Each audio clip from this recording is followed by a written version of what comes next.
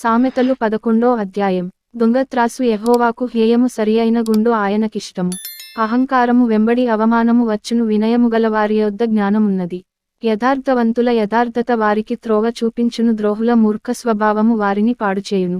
ఉగ్రత దినమందు ఆస్తి అక్కరకు రాదు, నీతి మరణము నుండి రక్షించును. యథార్థవంతుల నీతి వారి మార్గమును సరళము చేయును, భక్తిహీనుడు తన భక్తిహీనత చేతనే పడిపోవును. యథార్థవంతుల నీతి వారిని విమోచించును, విశ్వాసఘాతకులు తమ దురాశ వలననే పట్టబడుదురు. భక్తిహీనుడు చనిపోగా వాని ఆశ నిర్మూలమగును, బలాఢ్యులైన వారి ఆశ భంగమైపోవును. నీతిమంతుడు బాధ నుండి తప్పింపబడును, భక్తిహీనుడు బాధపాలగును.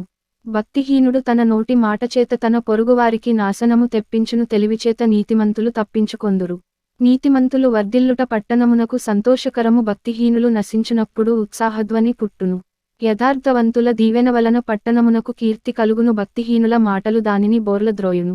తన పొరుగువానిని తృణీకరించువాడు బుద్ధిలేనివాడు. వివేకి అయినవాడు మౌనముగా నుండును. కొండెగాడై తిరుగులాడువాడు పరుల గుట్టు బయట పెట్టును, నమ్మకమైన స్వభావముగలవాడు సంగతి దాచును. నాయకులు లేని జనులు చెడిపోవుదురు, ఆలోచనకర్తలు అనేకులుండుట రక్షణకరము.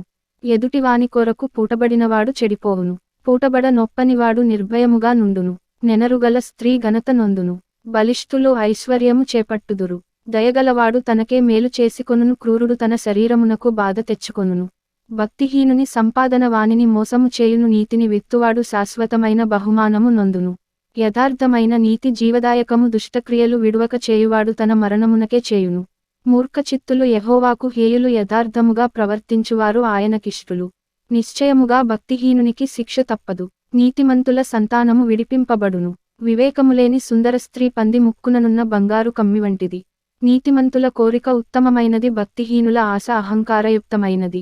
వెదజల్లి అభివృద్ధి పొందువారు కలరు, తగినదానికన్నా తక్కువ ఇచ్చి లేమికి వచ్చువారు కలరు. ఔదార్యముగల వారు పుష్టి నొందుదురు. నీళ్లు పోయువారికి నీళ్లు పోయబడును.